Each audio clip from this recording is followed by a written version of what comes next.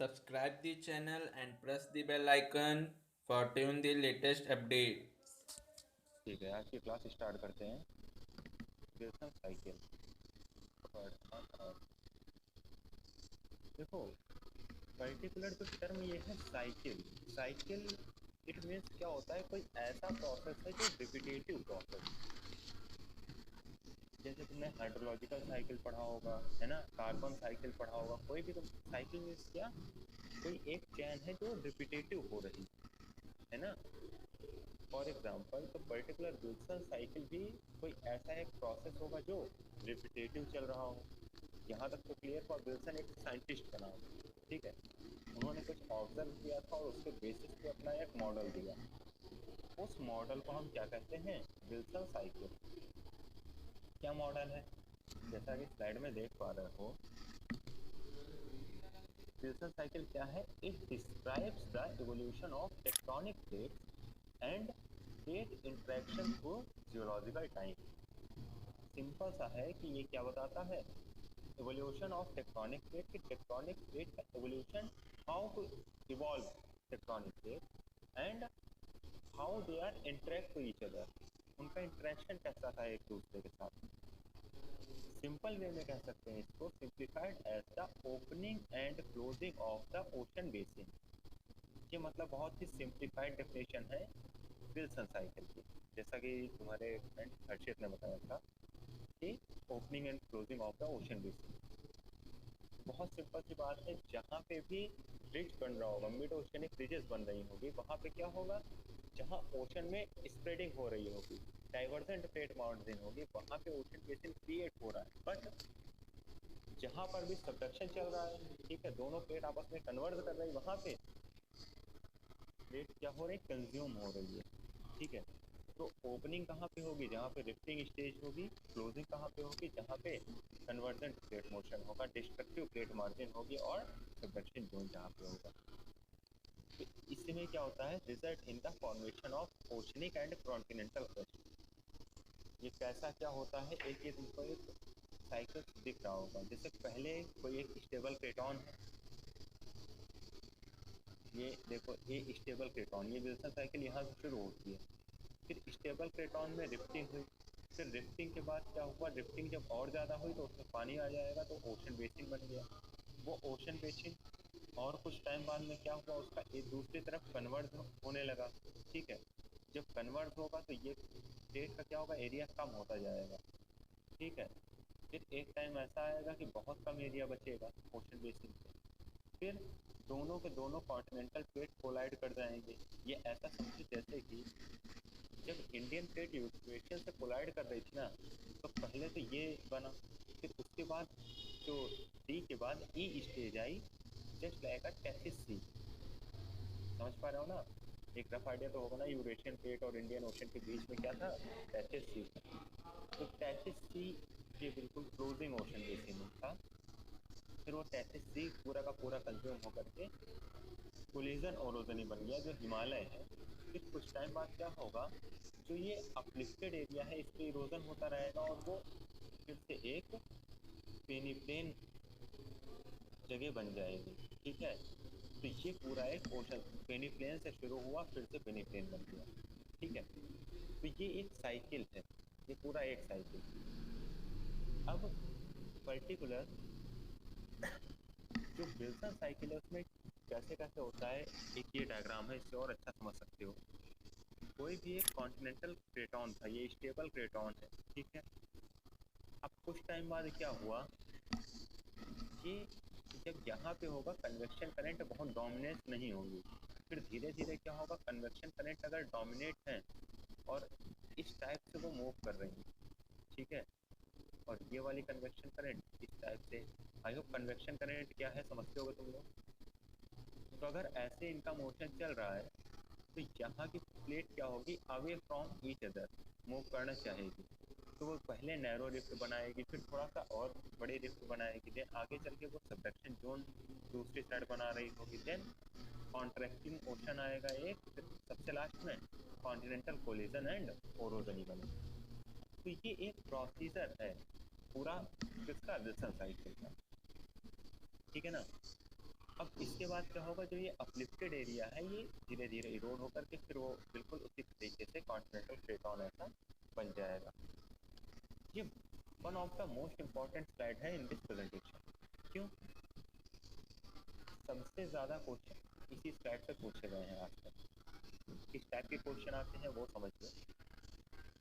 Simple सा question आएगा, ये स्टेजेस का नाम भी याद रखना, embryonic stage, juvenile stage, mature stage, declining stage, terminal stage और सूशनिंग स्टेज। अब ये है क्या, इसे तुम और अच्छे समझना चाहो। एम्ब्रियोनिक स्टेज ये क्या है, just the initiation of the rifting stage. यहाँ पे क्या हुआ, रिफ्टिंग स्टार्ट हुई। अब जहाँ कहीं पे रिफ्टिंग होगी, रिफ्टिंग इन द सेंस एक प्लेट इस साइड मूव कर रही है, दूसरी प्लेट इस साइड मूव कर रही है। इट मीन्स कि both plates are moving away from each other. तो इस केस में क्या होगा, हमें काफ़ी सारे हॉस्ट ग्रेवियन और ऐसे फॉल्ट देखने को मिलेंगे जो टेंसाइल स्ट्रेस रिजीम में बनते हो। आई होप स्ट्रक्चरल पढ़ चुके हो तो एक ये रफ आइडिया होगा टेंसाइल स्ट्रेस रिजीम क्या होती है, ये सारी चीज़। तो यहाँ पे हमें हॉस्ट ग्रेवियन या रिफ्टिंग स्टेज में देखने को मिलेगी। ये पहले स्टेज, इसको हम क्या बोलते हैं, एम्ब्रियोनिक स्टेज। ओके, तो एम्ब्रियोनिक स्टेज में मोशन कैसा है, अपलिफ्ट हो रहा है। इसका सबसे अच्छा एग्जांपल है ईस्ट अफ्रीकन रिफ्ट वैली।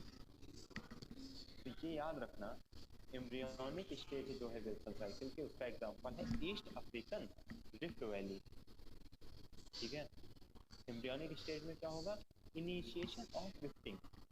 यहाँ पे रिफ्टिंग स्टार्ट तो है बट इतना अमाउंट अभी रिफ्टिंग का नहीं है कि यहाँ पे अभी इतना डीप हो पाए कि उसमें वाटर पहुँच पाए। दूसरा जो एम्ब्रियोनिक से फिर फर्दर एक स्टेज आगे बढ़ते हैं तो आती है जुवेनाइल स्टेज। जुवेनाइल स्टेज में क्या होता है, डाइवर्जेंस स्प्रेडिंग होगी और narrow sea with matching coast, कुछ इस टाइप का फॉर्मेशन हो रहा होगा। जैसे सबसे अच्छा एग्जांपल है हमारा रेड सी। आई होप सबको एक रफ आइडिया होगा रेड सी कहाँ पे है क्या। जब वर्ल्ड मैप, चलो अभी आगे दिखा भी दूंगा, एशिया और अफ्रीका के बीच में एक सी गया हुआ है, ठीक है, बहुत पतला सा, वो रेड सी है। ठीक है, तो सबसे पहली चीज क्या है इस पे, east African rift valley. East African rift valley से आगे जब एक प्रोसेस बढ़ा, लिफ्टिंग और बढ़ी, तो क्या बनागा, रेड सी, उसका एक एग्जांपल है अगर उसमें पानी आ गया। फिर दूसरा एक मेच्योर स्टेज में क्या आता है, डाइवर्जेंस चलता है। ठीक है, और ये जो डाइवर्जेंस है, ये तो ओशनिक प्लेट यहाँ बन गई है, ये इसके बिल्कुल ओशन के बीच में आ जाती है और धीरे धीरे ओशन बेसिन का एरिया धीरे धीरे क्या होता है, बढ़ने लगता है। तो अगर एरिया ओशन बेसिन का बढ़ेगा प्रेजेंट टाइम पे, उसका सबसे अच्छा एग्जांपल है अटलांटिक ओशन। तुमने सुना भी होगा कि, अच्छा कोई बता सकता है one of the largest ocean किसे कहते हैं प्रेजेंट टाइम में, सबसे लार्जेस्ट ओशन कौन सा है? Pacific ocean. Very good, Pacific ocean present time पे सबसे लार्जेस्ट ओशन है। बट हो क्या रहा है, पैसिफिक का एरिया धीरे धीरे घट रहा है, बिकॉज जो पैसिफिक ओशन का जो ओशनिक प्रेशर है वो धीरे धीरे क्या हो रहा है, कंज्यूम हो रहा है। उसका सबसे अच्छा एग्जांपल जो तुमने रिंग ऑफ फायर देखा होगा, वो क्या है, पैसिफिक ओशन के ही अराउंड है और वहाँ हर जगह पे क्या कन्वर्जन प्लेट मोशन चल रहा है। ठीक है, तो पैसिफिक ओशन डिक्लाइनिंग स्टेज में है, याद रहेगा।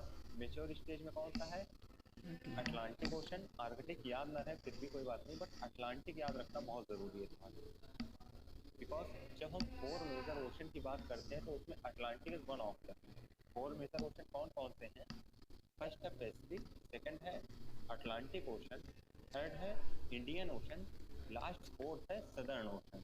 ठीक है, सदर्न ओशन उसको हम near the southern pole, south pole के पास जो है, अंटार्कटिक ओशन भी तुम्हें कुछ बुक में लिखा मिल जाएगा, but southern ocean, Arctic ocean as compare to other ocean उसका एरिया बहुत कम है, तो बहुत ज़्यादा इंपॉर्टेंस ज्योग्राफी में उसको देते नहीं, बट अटलांटिक ओशन का अपना एक बहुत इंपॉर्टेंट, ठीक है।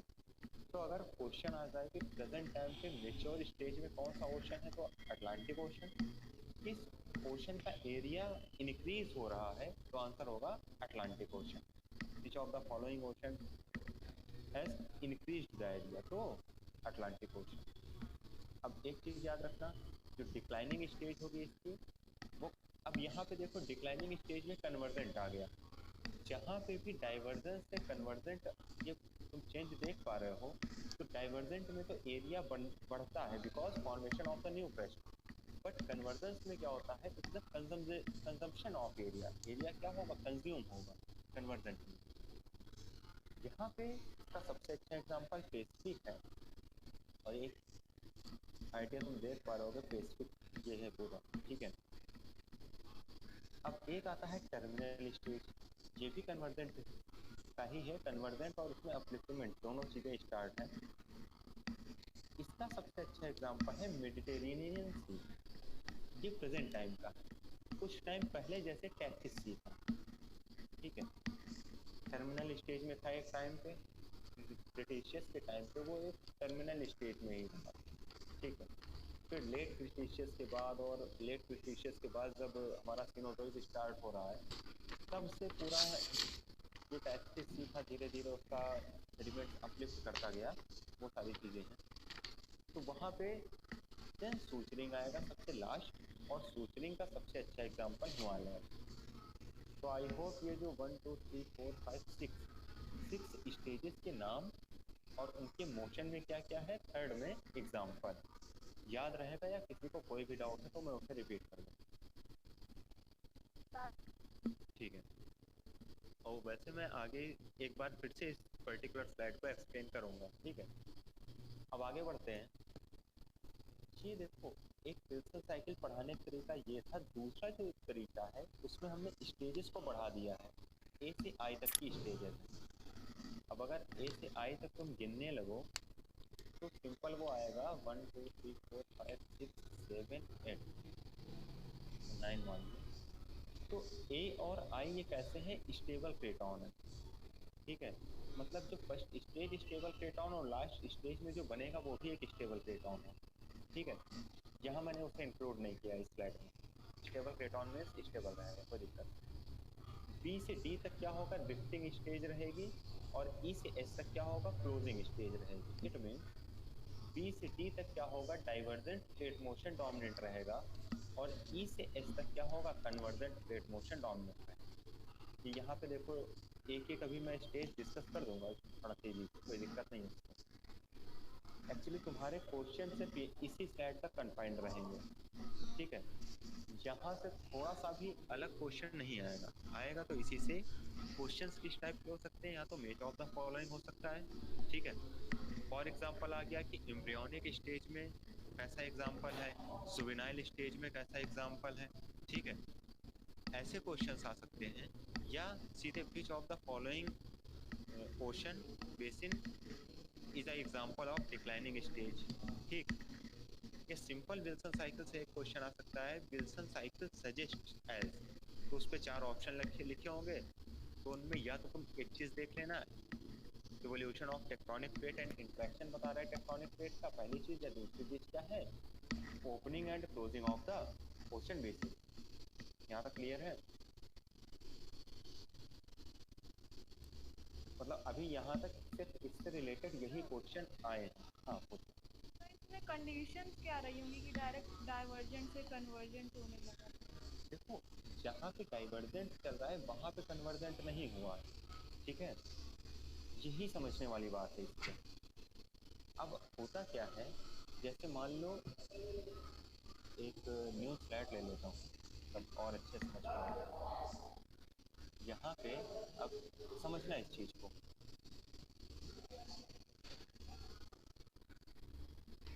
इस चीज़ को समझो ध्यान से थोड़ा सा। जैसे मान लो कि कोई भी एक क्रस्ट था, कॉन्टिनेंटल क्रस्ट या ओशनिक क्रस्ट, इनके बीच में डाइवर्जेंट प्लेट मोशन स्टार्ट हो गया। तो डाइवर्जेंट प्लेट मोशन क्यों होगा, बिकॉज जो कन्वेक्शन करेंट होंगी उनका जो डायरेक्शन है वो एक दूसरे से अलग अलग होगा, तभी वो डाइवर्जेंट शुरू होगा। इट मीन्स ये कन्वर्जेंट अगर इस साइड कर रही, ये इस प्लेट को इस साइड कन्वर्ट कर रही है, तो जाहिर सी बात है जो इसके ऊपर वाला स्लैब होगा वो इस साइड मूव करना चाहेगा, इसके ऊपर वाला स्लैब इस साइड मूव करना चाहेगा। यहाँ तक क्लियर है?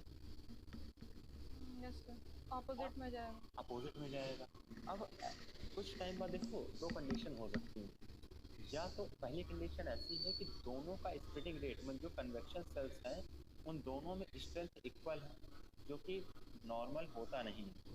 अक्सर होता क्या है, एक की थोड़ा सा स्ट्रेंथ कम होगी और एक की स्ट्रेंथ थोड़ा सा ज़्यादा होगी। ये बात समझ पा रहे हो?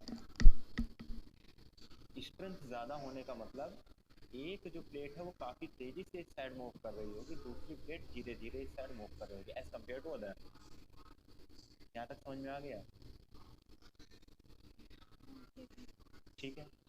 तो अब सेकेंड बाय टाइम में क्या हो सकता है, जैसे जो पर्टिकुलर ये वाली प्लेट है ज़्यादा तेज मूव कर रही है, तो ये यहाँ से डाइवर्जेंट हो रही है तो कहीं ना कहीं वो कन्वर्जेंट हो रही होगी। अगर ओशनिक प्लेट है, कोई ना कोई यहाँ पे एक मान लो कॉन्टिनेंटल प्लेट है, वो इसके इस साइड मूव कर रही है और ये वाली प्लेट इस साइड मूव कर रही है। ये बात समझ में आ रही है? अगर यहाँ पे इसका रेट यहाँ पे हाई है तो यहाँ पे जो सबडक्शन रेट होगा वो भी तो थोड़ा सा हाई होगा ना। तो अगर यहाँ पे हाई है तो पर्टिकुलर जो ओशनिक बेसिन का ये वाला पार्ट होगा, ये धीरे धीरे ये अपना एरिया क्या करेगा, कम करेगा। वो कम तब कर रहा होगा जब इस प्लेट का स्प्रेडिंग रेट बहुत कम होता है, या ये प्लेट धीरे धीरे जो ये कन्वेक्शन सेल है ये मूव करना बहुत कम कर दे या बंद कर दे। ठीक, ऐसा नहीं है जो कन्वेक्शन सेल्स जैसे बन रही हैं वो तब से अब तक लगातार वैसे ही हो रही है। पहली चीज़। दूसरी चीज़, इन जियोलॉजिकल टाइम हिस्ट्री में ये चीज़ भी एनालाइज की गई है कि जो कन्वेक्शन सेल पहले क्लॉकवाइज है, हो सकता है कुछ टाइम बाद धीरे धीरे वो अपना पैटर्न पूरा शिफ्ट करके एंटी क्लॉकवाइज हो जाए। वो एक अलग टॉपिक है, जब तुम आगे एमएससी में ही पर्टिकुलर पढ़ोगे विल्सन साइकिल तो वहाँ पे और डिटेल में तुम्हें चीज़ें बताई जाएंगी। आई होप अब ये समझ में आ गया होगा कि एक ही प्लेट में कन्वर्जेंट हो रहा है और एक ही प्लेट में डाइवर्जेंट। ठीक है, बट एक ही जगह पे नहीं हो रहा है, ये डिफरेंस याद रखना। जैसे कि अब इस प्लेट में इस जगह पे क्या हो रहा है, डाइवर्जेंट हो रहा है, बट कन्वर्जेंट क्या हो रहा है, यहाँ पे हो रहा है। तो प्लेट एक ही है, कन्वर्जेंट भी कर रही है, डाइवर्ट भी कर रही है, बट एक जगह नहीं है। जोग्राफिकल लोकेशन उसकी अलग अलग है। तो अब इस विल्सन साइकिल के बारे में बात करते हैं। अब यहीं पे तुम अगर देखो ध्यान से, लिफ्टिंग यहाँ पे हो रही है बट सबडक्शन यहाँ पे चलेगा। ठीक है, वो कैसे है अभी हम लोग आगे एक एक चीज़ें डिस्कस करेंगे। पहला स्टेबल केटॉन की बात करते हैं। तो स्टेबल केटॉन हमेशा सी लेवल से थोड़ा सा ऊपर रहेगा। ठीक, दूसरी चीज़ क्या है, ये बहुत ही बिकॉज स्टेबल है तो इसमें कोई सीज्मिक एक्टिविटी, इसमें कोई भी सीज्मिक एक्टिविटी हमें देखने को नहीं मिलेगी। नाइदर एनी अर्थक्वेक और नॉर एनी वॉल्केनिक एक्टिविटी इसमें हमें देखने को मिलेगी, कुछ नहीं देखने को मिलेगा। ठीक है, प्लेट टेक्टोनिक के पॉइंट ऑफ व्यू से। फिर क्या होगा, ज़्यादातर केसेस में स्टेबल केटॉन्स जो हैं वो फेल्सिक रॉक के होते हैं। अगर इग्नियस रॉक में हम बात करें तो वो ग्रेनाइट या ग्रेनोडायोराइट के होंगे। तो ग्रेनाइट और ग्रेनोडायोराइट इट मीन्स ये बात थी अगर वो इग्नियस के बने होते हैं। अगर वो सेडिमेंट्री के हैं तो वो क्वार्ट्ज सैंडस्टोन हो सकता है और लाइमस्टोन हो सकता है, बट लाइमस्टोन के साथ कंडीशन है कि अगर क्लाइमेट थोड़ा सा वार्म हो तो। ठीक है, अब बाकी होगा क्या। अब देखो इस पर ध्यान से, एक टर्म आ रहा है हॉट स्पॉट, और मैंने तुम लोगों को पहले ही बताया था कि हॉट स्पॉट जो है प्लेट टेक्टोनिक से उसका डायरेक्ट रिलेशन नहीं है, बट हॉट स्पॉट भी क्या कर रहा है, ड्रिफ्टिंग में थोड़ा सा मदद करता है।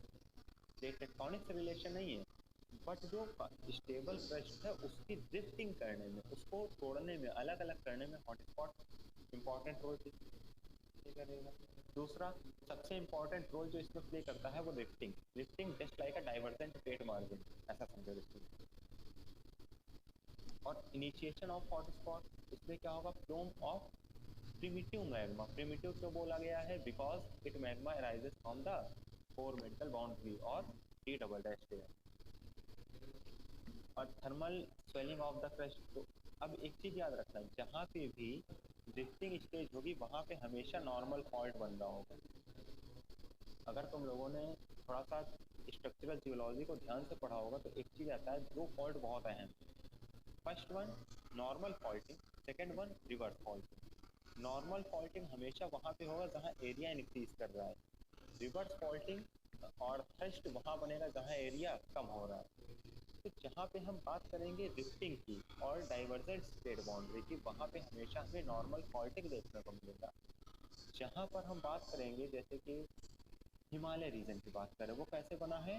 Because of the convergent state motion. तो जहाँ पे कन्वर्जेंट हो रहा है तो वहाँ पे क्या होगा? फोल्डिंग डेवलप होगा और रिवर्स फॉल्टिंग और थ्रस्ट डेवलप होंगे। थ्रस्ट क्या है? It is a type of reverse fault. ठीक है। अब वो पर्टिकुलर जो यहाँ पे मैग्मा निकलेगा वो कैसा होगा, क्या है? तो सिंपल सा बात है, वो ज़्यादातर केसेस में बेसॉल्टिक नेचर का होगा और मैफिक मैग्मा होगा, ये बस याद रखना है। और बाकी जो बहुत डिटेल में है ये तुम्हारे ज़्यादा काम नहीं है, ठीक है? थोड़ा बहुत बस इतना याद रख सकते हो, बी में हमेशा कैसा होगा? बेसॉल्टिक और मैफिक मैग्मा निकलेगा। अब यहाँ पे ये एक ईस्ट अफ्रीकन रिफ्ट, ठीक है? ये ईस्ट अफ्रीकन रिफ्ट क्या है? ये तुम देख पा रहे होगे मुझसे कि जो पर्टिकुलर अफ्रीकन प्लेट है एक दूसरे से क्या कर रही है? Away from each other move कर रही है, away from each other move कर रही है, ठीक है? और दूसरा इस पे क्या है? It is the first stage of rifting. Second stage में क्या होगा? जैसे मैंने तुमने बताया था कि पहले स्टेज को बोलेंगे embryonic stage and second stage is known as juvenile stage. Juvenile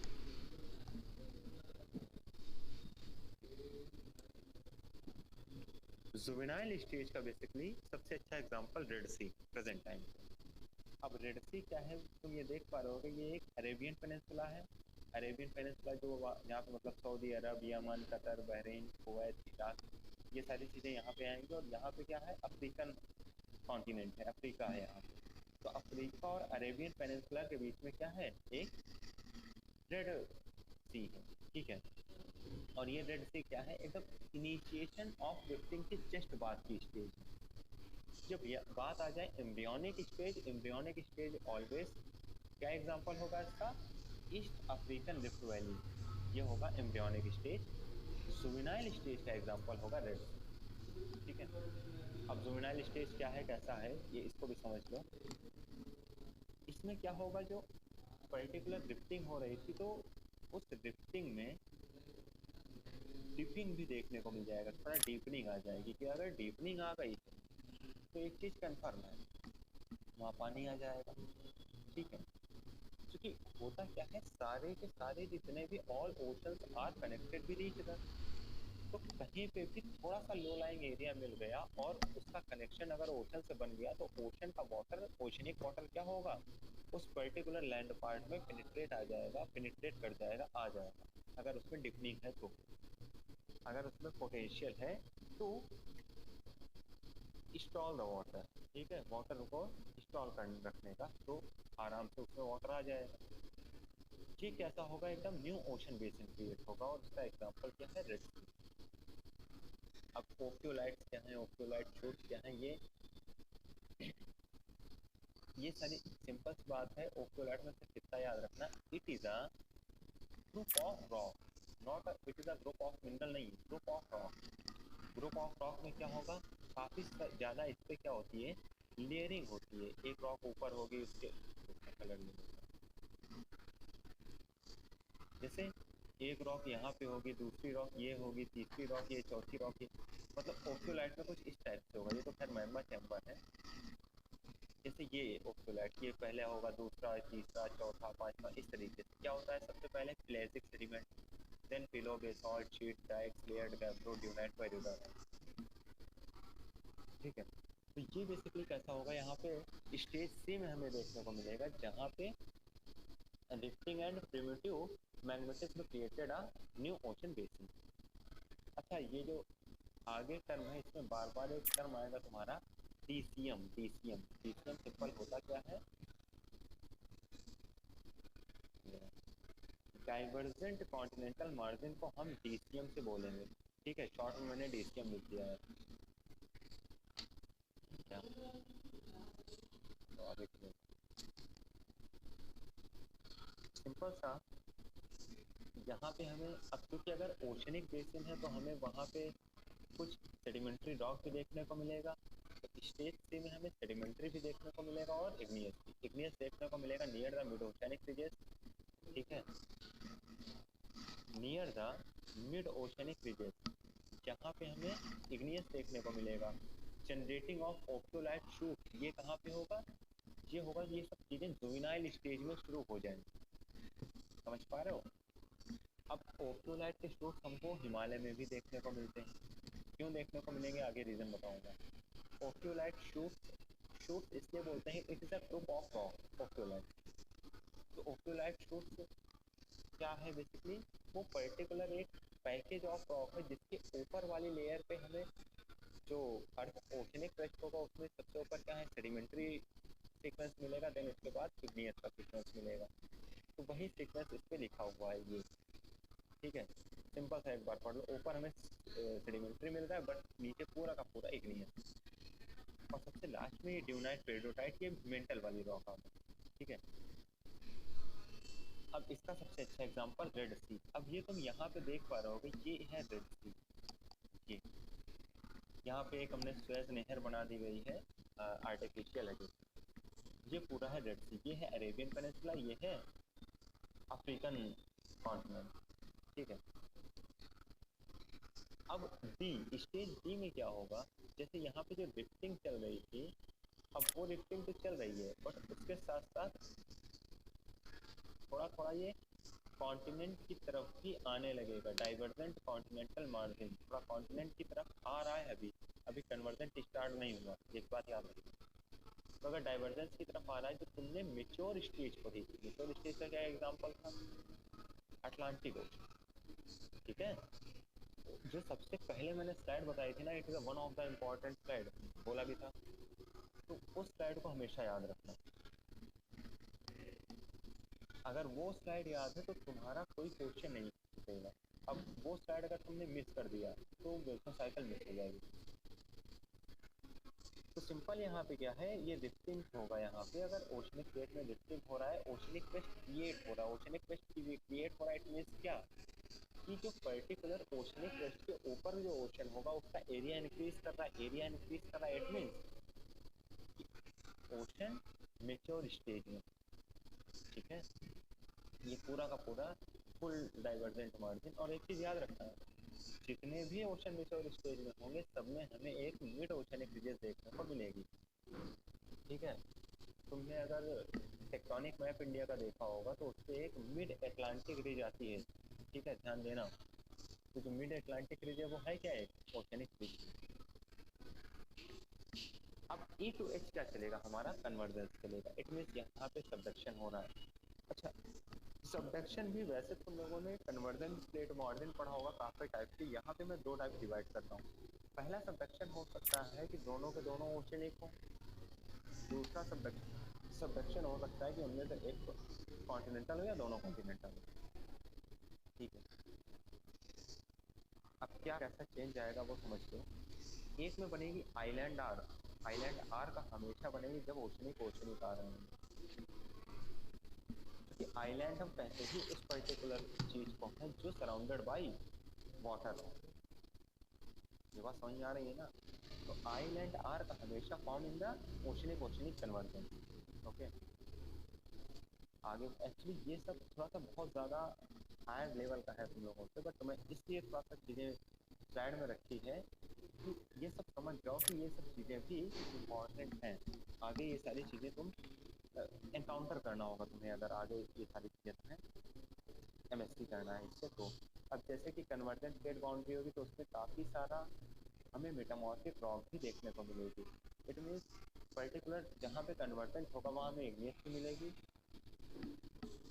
और sedimentary and metamorphic all three types of rock are present in convergent bed boundary.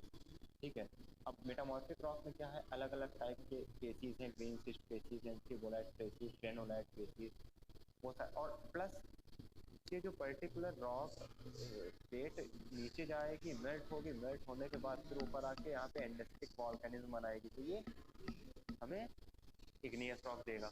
ठीक है, और पर्टिकुलर जो एक स्टेज एफ आएगा, स्टेज एफ में क्या है, आइलैंड आर कॉन्टिनेंट, इसमें क्या है, कोलिजन माउंटेन रेंज। सिंपल हो क्या रहा है इस पर्टिकुलर एफ में, माउंटेन बिल्डिंग की शुरुआत हो रही है। इट मीन्स कि जो ओशन होगा वो बिल्कुल अपने इंडिंग स्टेज पे होगा। जैसे एक टाइम पे वो था क्या, टैथिस सी, और प्रेजेंट टाइम पे कौन सा ओशन है, मेडिटेरेनियन। और जी में पर्टिकुलर क्या है, दो कॉन्टिनेंट थे, आपस में भिड़ गए, भिड़ने के बाद क्या हुआ, एक माउंटेन का निर्माण हो गया, माउंटेन बन गया, माउंटेन का फॉर्मेशन हो गया, माउंटेन रेंज का, माउंटेन चैन का। उस माउंटेन चैन का सबसे अच्छा एग्जांपल हमारा हिमालय। ठीक है, इसी का एक एग्जांपल आइलैंड आर्क वाले के आसपास के सारे एग्जांपल, जैसे तुमने रॉकी माउंटेन पढ़ा होगा, एंडीज माउंटेन, ये सब भी है। ठीक है, एक्चुअली रॉकीज और एंडीज ये हैं कहाँ पे, अमेरिकन प्लेट पे है, एक नॉर्थ अमेरिकन प्लेट पे, दूसरा साउथ अमेरिकन प्लेट पे। जब पैसिफिक प्लेट अमेरिकन से टकराई तो उसके कन्वर्जेंट में क्या हुआ, माउंटेन बन गए। ठीक है, तो वो सब वहाँ पे आ जाएगा। ये देखो सिंपल सा बताया गया है कि यूरेशियन प्लेट की और इंडियन प्लेट है, लेजर ले लेता हूँ, फॉलो करना आसान। यहाँ पे देखो यूरेशियन प्लेट है और यहाँ पे एक इंडियन प्लेट है, ये दोनों में क्या हुआ, जब कन्वर्जेंस हुआ देन हिमालय माउंटेन कन्वर्ट हो गया। तिब्बतन प्लेटो एक इसमें आता है, Pamir plateau, it is the roof of the world बोला जाता है, पामेर प्लेटो। अब देखो ये मैंने फिर से यही स्लाइड लगाई है, क्यों, because it is one of the important slide of the Wilson cycle.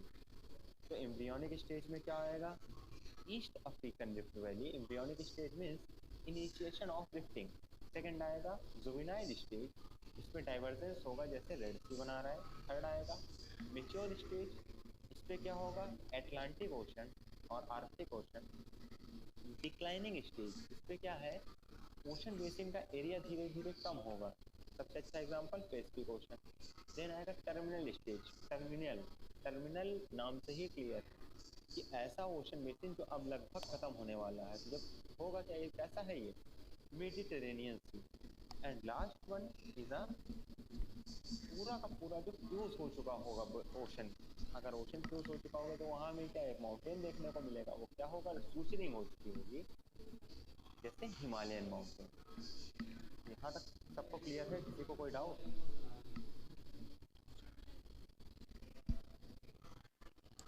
किसी को कोई डाउट है? अच्छा पर्टिकुलर देखो इस स्लाइड में डाउट मत रखना, क्योंकि अगर इस स्लाइड में डाउट रखोगे तो तुम्हें प्रॉब्लम हो सकती है, बाकी तो कोई दिक्कत नहीं। अब ये इमेज तुम देख पा रहे होगे, ये एक टेक्टोनिक एजेस बताई है इस पे। ठीक है, और इस पे ज़्यादातर चीज़ें मार्क हैं जो कॉन्टिनेंट्स हैं उन्हीं।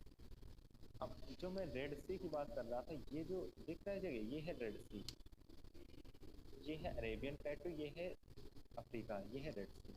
अब देख पा रहे हो मीसोजोइक सिनोजोइक का कहाँ कहाँ पार्ट है, पैलियोजोइक, आर्कियन, ये सब कहाँ कहाँ पार्ट है, तुम टेक्टोनिक एजेस में देख पा रहे हो। और ये है world tectonic province. World tectonic province का क्या है, इसके तो हम ये बता सकते हैं कि वहाँ पे सीजमिक एक्टिविटी कैसी है, जैसे शील्ड, प्लेटफॉर्म, ये सब कैसे स्टेबल प्लेटॉन में आते हैं। ठीक है, तो शील्ड में देख पा रहे होगे ज़्यादातर साउथ इंडिया का पोर्शन है, southern part of the India ज़्यादातर शील्ड में आता है। Orogen basin, extended large of igneous province, ये सारी चीज़ें आएंगी। So it is all about the Wilson cycle. If anyone has any question particular this topic, then welcome, ask to this type of question, कोई दिक्कत नहीं।